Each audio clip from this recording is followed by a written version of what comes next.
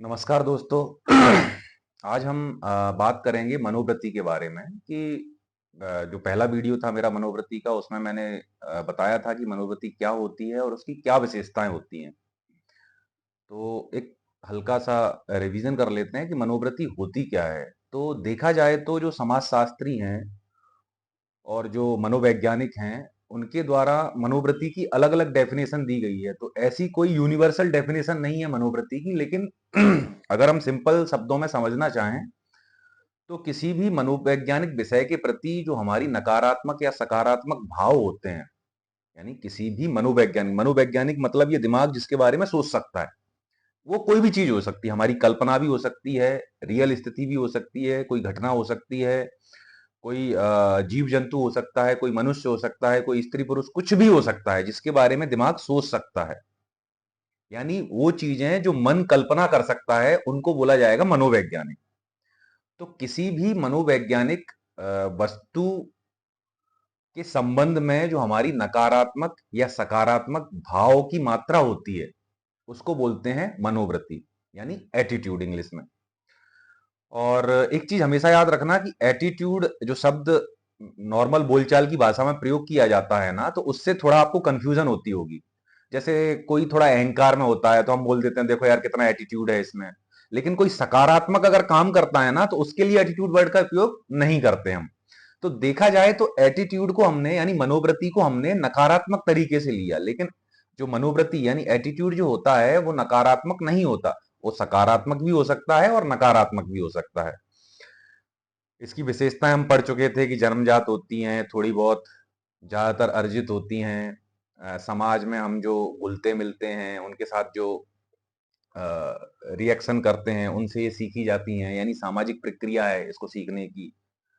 तो ये सब चीजें मनोवृत्ति, इसको बदला जा सकता है, पर्टिकुलर प्रोसेस होती हैं इसकी बदलने की। तो ये सब उसकी विशेषताएं थी। तो अब हम पढ़ेंगे कि मनोवृत्ति की जो मनोवृत्ति के तत्व हैं, यानी मनोवृत्ति का जो संभाव्य मॉडल है, जो एबीसी मॉडल जिसको इंग्लिश में बोलते हैं, बेसिकली मनोवृत्ति के 3 तत्व होते हैं। तो संभाव्य मॉडल में सबसे पहला होता है संज्ञानात्मक तत्व, दूसरा होता है भावनात्मक तत्व और तीसरा होता है व्यवहारात्मक तत्व। तो संज्ञानात्मक तत्व जैसे आपने सुना होगा, खासकर जब प्रशासन में आपने शब्दावली सुनी होगी या किसी मंत्री जी का भाषण सुना होगा, या वो जब इंटरव्यू देते हैं मीडिया को कि ये चीज मेरे संज्ञान में आई, ये चीज मेरे संज्ञान में नहीं आई। तो संज्ञान मतलब उनको पता, सूचना, यानी उनके सूचना में नहीं है ये। तो सबसे पहला जो तत्व है उसका मनोवृत्ति का, वो क्या है? संज्ञानात्मक तत्व। संज्ञानात्मक तत्व क्या होता है कि आपको सूचना उपलब्ध कराता है। आपके पास एक सूचना है कि ये गलत है, ये सही है। अब वो सूचना किसी भी चीज से आ सकती है, टीवी से आ सकती है, रेडियो से आ सकती है, किताबों से आ सकती है, आपका कोई धर्म गुरु है उससे आ सकती है, आपका परिवार है उससे आ सकती है, आपके समाज से आ सकती है, आपके ग्रुप से आ सकती है, कहीं से भी आ सकती है। इसके आने के कोई एक पर्टिकुलर दिशा नहीं है, चारों तरफ से आती हैं ये सूचनाएं। तो ये तो हो गया संज्ञानात्मक तत्व। उसके बाद आता है भावनात्मक तत्व, कि वो जो सूचना है, वो जो सूचना आपको मिली, यानी कोई चीज आपके संज्ञान में आई, उसके बारे में आपके अंदर भावनाएं कैसी उठी। जब आप पूर्वाग्रह से मुक्त होते हैं ना, तो आपके अंदर भावनाएं ना तो नकारात्मक होती हैं ना सकारात्मक, मैक्सिमम सकारात्मक होती हैं। लेकिन जब आप पूर्वाग्रह से ग्रसित होते हो, तो जो भावनाएं हैं ना मैक्सिमम नकारात्मक उठती हैं। तो जो सूचना है ना, उसके आधार पर जो भाव आपके अंदर आए, अरे ऐसा, अरे ऐसा, यानी आप बोलोगे नहीं लेकिन मन ही मन में हाँ ये गलत है, ये सही है। तो वो जो भावनाएं अंदर से आई, उनको क्या बोलेंगे? भावनात्मक तत्व। और तीसरा होता है व्यवहारात्मक तत्व, यानी कि जो सूचना मिली, जो भावनाएं उठी और उसके आधार पर आपने क्या प्रतिक्रिया दी। जैसे मान के चलो कि एक एग्जाम्पल लेते हैं कि सांपों के बारे में अमूमन एक नकारात्मक धारणा है कि सांप जहरीला होता है, लेकिन आप ये जानते हैं कि हर सांप जहरीला नहीं होता। तो आपको एकदम से सूचना मिली और आप सांप से बहुत डरते हो कि यार यहां सांप है। तो आपके अंदर भावना एकदम से आएगी, अरे यार सांप है, यानी जहर, मैं मर सकता हूं, यानी कुछ भी, यानी भावना आ गई नकारात्मक, और आप वहां से भागने लगोगे। बेशक वो जो सांप है ना, वो बेशक जहरीला ना हो सकता है वो प्यासा डला हो बेचारा, उसको पानी पिलाना हो। तो ये आपकी प्रतिक्रिया होती है उस पर्टिकुलर चीज को लेके, जिसके बारे में आपने सूचना आपके पास आई और आपके अंदर से भावनाएं उठी और आपने उसके प्रति एक प्रतिक्रिया की। तो ये हो गया मनोवृत्ति का संभाव्य या एबीसी मॉडल, जिसके 3 तत्व होते हैं। कौन कौन से? संज्ञानात्मक यानी सूचना, भावनात्मक यानी भावनाएं, व्यवहारात्मक यानी कि प्रतिक्रिया। अब हम देखते हैं कि जो मनोवृत्ति की संरचना है वो कैसी होगी। अब संरचना तो सीधी बात है, आप समझ गए होंगे कि मनोवृत्ति के 3 तत्व हैं। अब इन 3 तत्वों के आधार पर ही मनोवृत्ति की जो संरचना होती है ना, वो 2 प्रकार की होती है। या तो संगत होती है या असंगत होती है, साथ में थोड़ा सुसंगत भी हो सकती है, संगत से थोड़ा बड़ा। संगत में क्या है कि जो तीनों मनोवृत्ति के तत्व हैं ना, वो एक उसमें रहते हैं, क्या बोलेंगे उसको, यानी परस्पर एक दूसरे जुड़े होते हैं। जैसे मान के चलो, जो आपके पास सूचना आई उसी के आधार पर जो भावना उठी और आपने प्रतिक्रिया भी दे दी, तो वो संगत मनोवृत्ति होगी। असंगत क्या? कि सूचना आई, भावना भी उठी, लेकिन आपने प्रतिक्रिया नहीं दी। या सूचना आई, आपने भावना आपके अंदर उठी नहीं। जैसे आपका बच्चा है और उसने मस्ती करी है, कोई बदमाशी करी है, आपके पास सूचना आई कि बदमाशी करी है, लेकिन आपके अंदर उसके प्रति भाव नकारात्मक नहीं है, अच्छे ही भाव हैं, और आपने कोई प्रतिक्रिया भी नहीं की। ठीक है, छोड़ो, ओके। तो देखा जाए तो ये जो 3 तत्व होते हैं ना, वो अगर परस्पर आपस में एक दूसरे से अच्छे से संबंधित रहते हैं तो उसको बोलते हैं संगत मनोवृत्ति। और अगर ये संबंधित नहीं रहते, यानी एक इधर भाग रहा है, एक इधर भाग रहा है, एक इधर भाग रहा है और एक है ही नहीं, तो उसको बोलेंगे असंगत। और सुसंगत क्या होता है कि जब भावना है, यानी विचार, सॉरी, सूचना है और भावना भी है और आपने प्रतिक्रिया भी करी, जो आजकल हो रहा है। खासकर जो धर्म धर्म का क्षेत्र है, राजनीति का क्षेत्र है, यहाँ पे जो लोग होते हैं, जो बातें करते हैं, तो उनकी जो मनोवृत्ति है ना, बड़ी संगत होती है। अपनी बात को एकदम पुख्ता तौर पे रखते हैं वो, यानी बस ऐसा ही है, ऐसा ही है, मतलब है, यानी वो सुनना नहीं चाहते किसी की। तो ये तो हो गई मनोवृत्ति की संरचना, ये संगत, सुसंगत और असंगत। अब देखते हैं हम मनोवृत्ति की तीव्रता। अब मनोवृत्ति की तीव्रता का मतलब है कि कोई मनोवृत्ति कितनी उसमें इंटेंसिटी है, कि यानी कि जो आपको सूचना मिली और वो व्यवहार में बदल रही है कि नहीं। अगर मनोवृत्ति बहुत तीव्र होगी ना, तो जो आपकी सूचना है, सूचना के आधार पर जो भावनाएं उठेंगी और आपकी प्रतिक्रिया 100% होगी। तो ये होती है मनोवृत्ति की तीव्रता। उसके बाद जो अगला टॉपिक पढ़ेंगे हम, अ, अभिवृत्ति की 4 प्रमुख विशेषताएं। तो 4 प्रमुख विशेषताएं उसकी कौन कौन सी होती हैं, यानी कि बेसिकली देखा जाए तो ये जो अभिवृत्ति की संरचना होती है ना, उसी की विशेषताएं होती हैं। कि अभिवृत्ति की कर्षण शक्ति।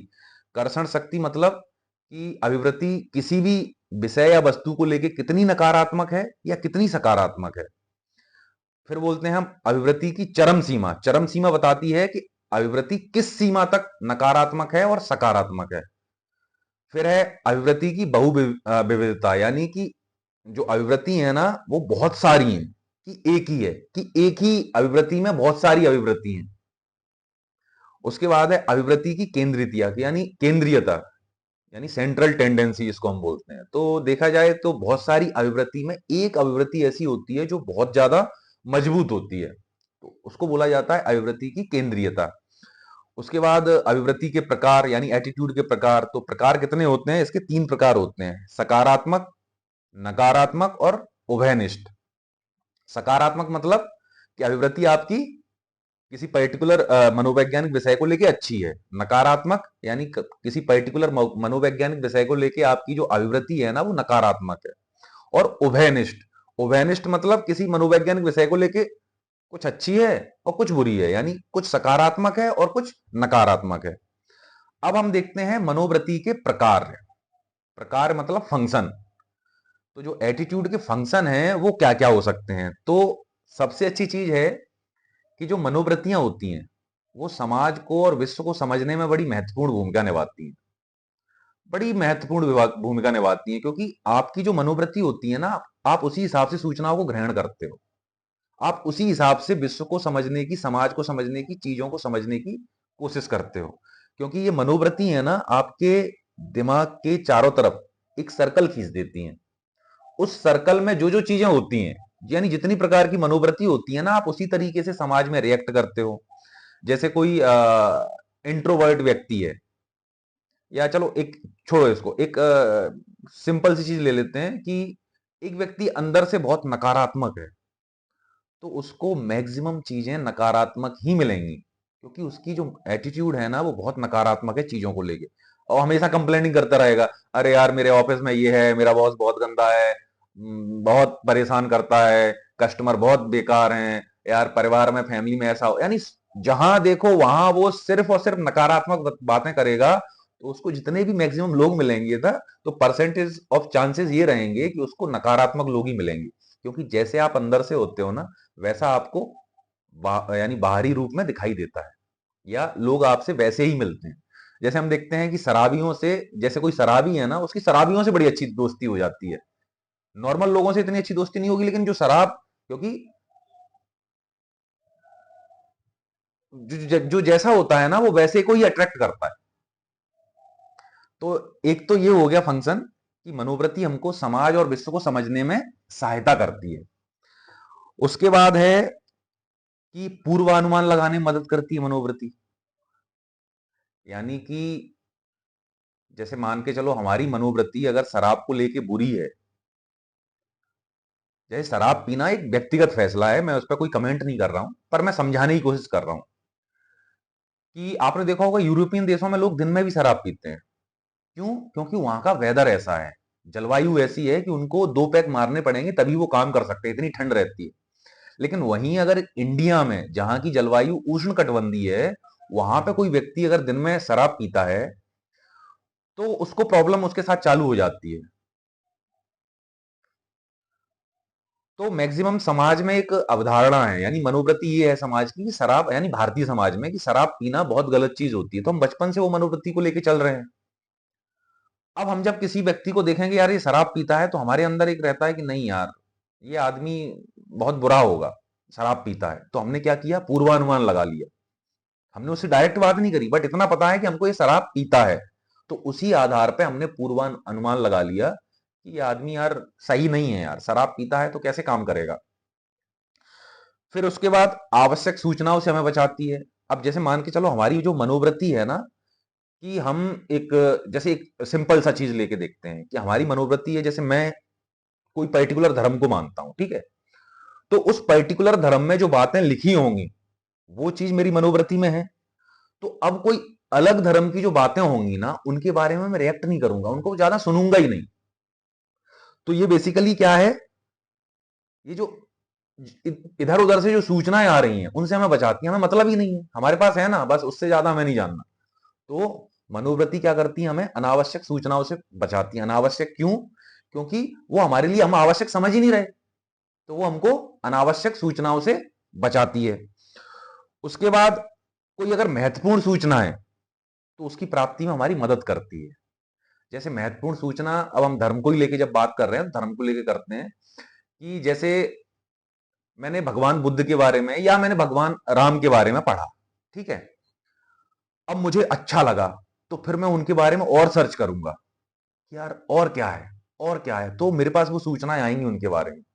तो जो महत्वपूर्ण सूचना है ना, उनकी प्राप्ति भी हमें कराती है, क्योंकि हमारी मनोवृत्ति है कि यार उस पर्टिकुलर चीज को लेकर हमें सूचनाएं मिलें और हमें जानना है। उसके बाद हम अपनी भावनाओं को व्यक्त कर संतोष महसूस करते हैं। ये क्वेश्चन आया था एमपीपीएससी शायद 2022 में, कि मनोवृत्ति हमें कैसे संतोष प्रदान करती है। तो बेसिकली जो हमारी भावनाएं हैं ना, उनको हम व्यक्त करते हैं। जैसे हम जब किसी चीज पे गुस्सा हैं, तो उसके बारे में रिएक्ट करते हैं, चिल्लाते हैं, अपना क्रोध निकालते हैं। तो उससे क्या होता है, हमको संतोष प्राप्त होता है, क्योंकि हमारी भावनाएं बाहर निकल गई। तो हो सकता है हमारी मनोवृत्ति में बदलाव आ जाए। जैसे आप देखेंगे कि जैसे कोई झगड़ा हो जाए, अब झगड़ा हो जाए और आपने उस टाइम रिएक्ट कर दिया, यानी आप अच्छे से लड़ लिए, तो हो सकता है आपको बाद में थोड़ा मन में लगे कि नहीं यार मैंने गलत कर दिया, या हो सकता है ये भी लगे कि मैंने सही किया, कोई दिक्कत नहीं है। तो मनोवृत्ति बेसिकली भावनाओं को व्यक्त करके हमें संतोष महसूस कराती हैं। अब भावनाएं हमने व्यक्त करी, जैसे आपने देखा होगा जब गॉसिप होती है, अब गॉसिप होती है तो उसमें थर्ड पर्सन की बुराई की जाती है, यानी थर्ड पर्सन के प्रति जो हमारी मनोवृत्ति, और खासकर अगर सामने वाला भी आदि वैसा ही मिल जाए जो उस थर्ड पर्सन की बुराई कर रहा है, तो हमें और आनंद आ जाता है। तो हम जब आपस में मिलके गॉसिप में उस थर्ड पर्सन की बुराई करते हैं, यानी अपनी भावनाओं को व्यक्त करते हैं, तो उससे क्या है, हमें संतोष की प्राप्ति होती है। बेसिकली जो गॉसिप होती है ना, वो संतोष की प्राप्ति में सहायक तो है, बट बड़ी खतरनाक है। खतरनाक इसलिए है क्योंकि गॉसिप से ना अर्थ का अनर्थ हो जाता है। यानी किसी ने एक बात कही ना, और जब वो बात घूम के उसके पास आएगी तो उसमें 100 बातें जुड़ जाती हैं। तो इसलिए गॉसिप हानिकारक भी है, नो डाउट, लेकिन यहां पे वो अपनी भावनाओं को व्यक्त करके संतोष, आहा बड़ा अच्छा लगा यार, जैसे कोई होते हैं ना उनका पेट फूल जाता है जब तक वो बात नहीं कर लें। जैसे उनको कोई बात बताई गई कि फलाना व्यक्ति ऐसा ऐसा है, तो उनका पेट फूलता जाएगा। जैसे आपने एक मूवी देखी होगी अनिल कपूर, उसमें परेश रावल था, मूवी का नाम याद नहीं आ रहा, उसमें अनिल कपूर का डबल रोल था, जिसमें अनिल कपूर बाप भी था, फिर उसके बाद अनिल कपूर बेटा भी बना था। तो उसमें परेश रावल रहता है और बड़ा कॉमेडी टाइप का करेक्टर था। तो परेश रावल से कोई भी बात जब तक यानी उसको पता पड़ जाती थी, तो जब तक वो किसी को बता नहीं देता था ना, उसका पेट फूलता जाता था। तो एक बार उसको अनिल कपूर और एक टीचर थी, उनके बारे में कोई जानकारी प्राप्त हुई, और वो बताना नहीं चाह रहा था, लेकिन उसका पेट फूलता गया। तो उसने क्या किया, एक पेड़ को जाके बताया, तब उसका पेट एकदम तो बेसिकली यहाँ पे मनोवृत्ति को बताने की कोशिश की गई थी कि मनोवृत्ति कैसे भावनाओं को व्यक्त करके आपको संतोष की प्राप्ति देती हैं। उसके बाद सामाजिक कर्तव्यों को करने में हमें संतोष प्राप्त होता है। जैसे हमारी मनोवृत्ति है कि माता पिता की सेवा करना चाहिए, हमारे अंदर ये मनोवृत्ति है, ठीक है, क्योंकि हमें बचपन से ये सिखाया जा रहा है, पढ़ाया जा रहा है, तो हमारी मनोवृत्ति में वो है कि माता पिता की सेवा करना चाहिए। तो जैसे मैं खासकर अपनी अगर बात करूं, तो मैं जब भी घर जाता हूं, तो मैं अपनी जो मम्मी जी हैं उनके पैर जरूर दबाता हूं। मुझे बड़ा अच्छा लगता है, जो बूढ़े बड़े होते हैं, जैसे मेरे ताऊ जी हैं, ताई जी हैं, उनके पैर दबाना, उनकी सेवा करना मुझे बड़ा अच्छा लगता है, यानी संतोष की प्राप्ति होती है। तो बेसिकली मनोवृत्ति क्या करती है, आपके सामाजिक कर्तव्यों को निभाने में आपकी मदद बहुत करती है, क्योंकि जैसी आपकी मनोवृत्ति होगी उसी हिसाब से आप सामाजिक कर्तव्यों को निभाएंगे। उसके बाद ये समाज की नजर में जो हमारा सम्मान है वो बढ़ाती हैं, क्योंकि सीधी सी बात है, जब आप अच्छे काम करोगे, अच्छी मनोवृत्ति के साथ काम करोगे, तो समाज में आपको सम्मान मिलेगा। जैसे आपको लगता है कि गरीबों की मदद करनी चाहिए, तो आप गरीबों की मदद जब करोगे तो समाज में आपको सम्मान मिलेगा। इसलिए आपने देखा होगा जो राजनेता वगैरह होते हैं ना, वो ऐसे काम जरूर करते हैं जिससे समाज में उनका सम्मान बढ़े, क्योंकि राजनीति में ये काम बड़ा महत्वपूर्ण होता है। जब तक सम्मान नहीं होगा ना, लोग जब तक आपको अच्छा नहीं मानेंगे, तब तक आप एक अच्छे राजनेता बन ही नहीं सकते। उसके बाद है हमारा आत्मसम्मान बढ़ाने में बड़ी सहायक। अब आत्मसम्मान कैसे बढ़ेगा इससे, जब हम अच्छे काम करते हैं ना, तो खुद में अच्छा महसूस करते हैं, और जब खुद में अच्छा महसूस करते हैं तो हमारा आत्मसम्मान बढ़ता है। फिर उसके बाद यह अपने में परिवर्तन कर हमारे अहंकार की रक्षा करती है। ये क्वेश्चन, सॉरी, हाँ, ये क्वेश्चन आया था कि मनोवृत्ति कैसे हमारे अहंकार की, अहम की रक्षा करती है। तो एक सिंपल एक एग्जांपल बता रहा हूं मैं, मेरी लाइफ में एक घटना हुई थी जब मैं एमबीए कर रहा था। 2000 नहीं, सॉरी, एमबीए नहीं कर रहा था, ये घटना शायद 2008 की है। मैं इंदौर में रहता था। तो एक मेरा दोस्त था, उनका एक दोस्त था। तो उन दोस्त के बारे में मेरा दोस्त बहुत बढ़ाई करता था कि यार ये इंसान बड़ा अच्छा है, ये है वो है। तो मेरे प्रति यानी मेरे जो मनोवृत्ति थी ना उनको लेकर बड़ी अच्छी थी। लेकिन जब फर्स्ट टाइम हम उनके दोस्त से मिले, तो ना तो वो बात किए, ना हाथ मिलाए, और बस उस मेरे दोस्त से बात किए, मैं थोड़ा आगे बढ़ के हाथ मिलाने की कोशिश भी कर रहा था, लेकिन उन्होंने हाथ नहीं मिलाया। हाँ, वो बात अलग है कि आज मेरे वो बहुत अच्छे दोस्त हैं, बहुत बहुत अच्छे। तो उस टाइम एकदम से, तब मुझे पता नहीं था कि ये मनोवृत्ति काम कर रही है मेरे साथ। एकदम से मनोवृत्ति में परिवर्तन, अरे यार ये आदमी सही नहीं है। मैंने अपने आत्मसम्मान की रक्षा कर ली। मैंने, सही नहीं, अच्छा हुआ मैंने इससे ज्यादा बात नहीं करी। बल्कि हकीकत ये थी कि उसने मुझसे बात नहीं करी थी। तो मैंने अपने अहंकार की रक्षा कर ली। तो इस प्रकार मनोवृत्ति अपने आप में परिवर्तन करके अहंकार की रक्षा करती हैं, हमारे अहंकार की। बड़ी बेकार चीज है अहंकार। अहंकार से सिर्फ नाश होता है। उसके बाद है मनोवृत्ति के द्वारा वस्तुओं एवं क्रियाओं का चयन बड़ा आसान हो जाता है। सीधी सी बात है, अगर मनोवृत्ति हमारी नकारात्मक है शराब को लेके, तो हम शराब को हाथ नहीं लगाएंगे। अगर हमारी मनोवृत्ति किसी पर्टिकुलर चीज को लेके नकारात्मक है, तो हम उसकी चाह इच्छा हमारे अंदर नहीं आएगी। वहीं अगर सकारात्मक है तो उस वस्तु को पाने की हम कोशिश करेंगे। तो बेसिकली देखा जाए तो इससे क्रियाओं का एवं वस्तुओं का चयन आसान हो जाता है। जैसे मेरी मनोवृत्ति मान के चलो क्रिकेट के प्रति बहुत अच्छी है, और क्रिकेट में भी खासकर बॉलिंग, यानी देखा जाए तो मैं पूरे दिन बॉलिंग करा सकता हूं, बशर्ते बैटिंग करने वाला होना चाहिए अच्छा बंदा। तो वो मेरी क्रिया हो गई ना बॉलिंग करना। तो बड़ी आसानी से जब मैं क्रिकेट ग्राउंड में होता हूं ना, तो मुझे एक ही क्रिया करनी होती है, मुझे बॉलिंग करा लो बस। यानी जितना आनंद मुझे बॉलिंग में आता है ना, उतना ना तो बैटिंग में आता है ना फील्डिंग में आता है। तो मेरी क्रिया चयन बड़ा आसान हो गया कि मुझे बॉलिंग करनी है, क्योंकि मेरी मनोवृत्ति मुझसे बोलती है कि मुझे बॉलिंग अच्छी लगती है। यानी सकारात्मक मनोवृत्ति है बॉलिंग को लेके। उसके बाद निर्णय करने में आसानी। जैसे अगर मनोवृत्ति जैसे मान के चलो हम किसी द्वंद्व में फंसे हुए हैं, दो चीजें हैं कि मैं कोई काम समाज की भलाई के लिए करूं कि अपनी भलाई के लिए करूं। अब सीधी सी बात है, इसमें मनोवृत्ति दोनों के लिए पॉजिटिव है। लेकिन जो बहुत सारी मनोवृत्तियां होंगी कि समाज की भलाई में हम काम करेंगे तो ज्यादा लोगों को फायदा पहुंचेगा, ये मनोवृत्ति उससे थोड़ी ऊंची है। तो उससे क्या होगा, मैं निर्णय बहुत अच्छे से ले सकता हूं कि ये मैं खुद के लिए करूं या समाज के लिए करूं।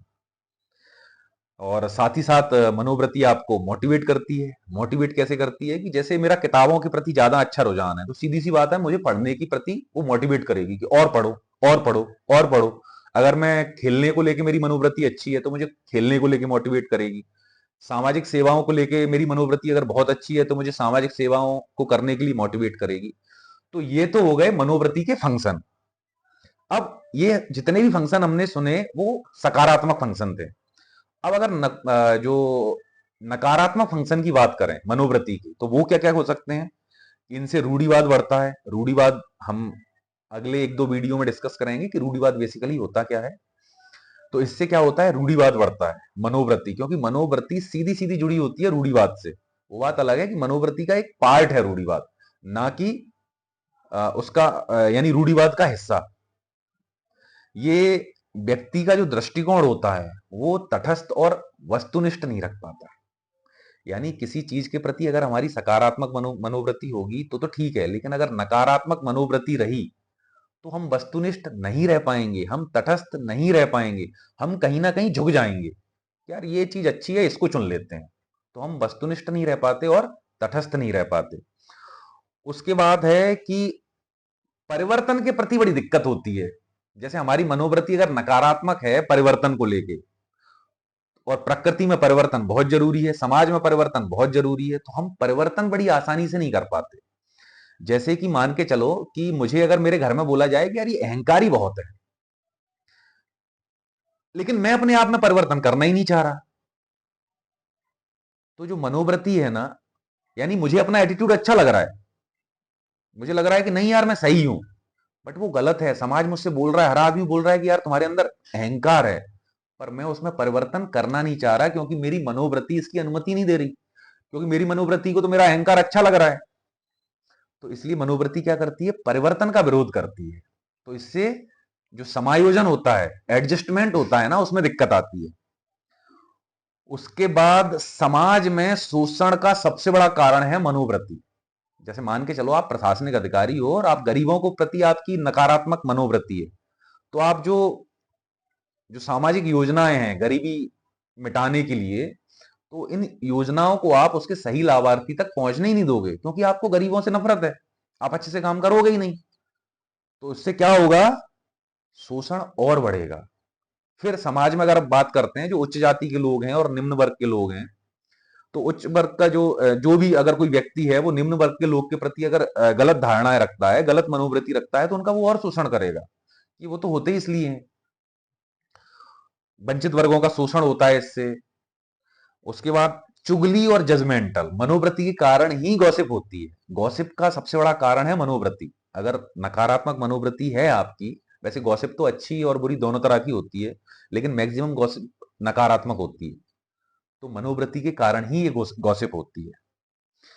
और उसके बाद अगर महत्व की बात करेंगे, तो महत्व आप ये जो फंक्शन है ना, इसी में से निकाल के लिख सकते हो। ये यानी अंतिम टॉपिक है कि मनोवृत्ति एटीट्यूड का महत्व क्या है। तो सीधी सी बात है, संसार को समझने में, पूर्वानुमान लगाने में, वंचित वर्गों की मदद करने में, खुद को मोटिवेट करने में, सामाजिक समस्याओं के सॉल्यूशन में, तो ये सब उसके महत्व हैं मनोवृत्ति के। जैसे अगर हम पॉइंट वाइज पढ़ें तो सामाजिक समायोजन क्षमता का विकास होता है, ज्ञानार्जन में सहायक है, मूल्यों को जानने में सहायक है, समूह निर्माण में सहायक है। हाँ, समूह निर्माण, सीधी सी बात है, जैसे आप होते हो ना, जैसे एक शराबी शराबियों के साथ ही जाके बैठता है, तो मनोवृत्ति कैसे समूह का निर्माण करती है आप समझ गए होगे। सामाजिक बदलाव का माध्यम है। तो बेसिकली आपने देखा होगा कि जो प्रसार शिक्षा है, किसी भी कार्य को और अधिक अच्छे से करने की जो विधि का जो प्रचार प्रसार होता है, उसको प्रसार शिक्षा बोलते हैं। तो उसका जो फोकस है वो इस बात पे भी है कि लोगों की मनोवृत्ति बदले। जैसे दहेज लेना बुरी बात है, अगर इसका अच्छे से प्रचार प्रसार किया जाए तो इससे क्या होगा कि जो समाज में बदलाव होते हैं वो आएंगे। प्रशासन में सही व्यक्ति चुनने में सहायक, यानी जब इंटरव्यू वगैरह होते हैं, तो जो इंटरव्यूअर है, यानी जो आपका इंटरव्यू ले रहा है, अगर उसकी मनोवृत्ति सही होगी, यानी वो तटस्थ होगा या फिर सकारात्मक होगा, तो उससे क्या होगा कि अच्छे लोग प्रशासन में आ सकते हैं। तो आज हमने जो पढ़ा, वो पढ़ा कि मनोवृत्ति क्या होती है, इसके तत्व कौन कौन से हैं, इसके फंक्शन क्या क्या हैं, इसकी विशेषताएं क्या क्या हैं। अगला जो वीडियो में डालूंगा उसमें हम मनोवृत्ति कैसे निर्मित होती है, मनोवृत्ति कैसे बदलती है, उसके पीछे क्या क्या महत्वपूर्ण कारण होते हैं, इन सब के बारे में पढ़ेंगे। आपको अगर मेरा वीडियो अच्छा लगा हो, वीडियो मतलब पढ़ाने का तरीका, हाँ मैं दिख दिख के पढ़ाता हूँ क्योंकि मेरे पास ब्लैक बोर्ड नहीं है। अगर ब्लैक बोर्ड जब आ जाएगा ना, तो मैं लिखना लिख के फिर पढ़ा दिया करूंगा। क्या है कि ब्लैंक हो जाता हूँ, इतनी सारी चीजें याद नहीं रख सकता ना, तो ब्लैंक हो जाता हूँ, तो देखनी पड़ती हैं चीजें। लेकिन अगर मेरे समझाने में कोई आपको दिक्कत हो कि समझ में नहीं आ रहा हो, और अगर मैं कैसा समझाता हूँ उस चीज को लेके आप प्लीज कमेंट जरूर करें, जिससे कि मैं उसको और अच्छे से उसमें परिवर्तन करता रहूं। सीधी सी बात है, मेरी मनोवृत्ति परिवर्तन को लेके बहुत सकारात्मक है, तो मैं चाहता हूं कि मैं निरंतर अपने आप में परिवर्तन करता रहूं। आप कमेंट में जरूर बताइए कि मैं समझाने में कैसा हूं, यानी चीजों को समझाता कैसा हूं, उसके बारे में जरूर बताइए। बाकी वीडियो की क्वालिटी, आवाज की क्वालिटी, वो धीरे धीरे मैं डेवलप करने की कोशिश करूंगा, उसमें भी परिवर्तन करने की कोशिश करूंगा। तब तक के लिए धन्यवाद। जय हिंद, जय भारत।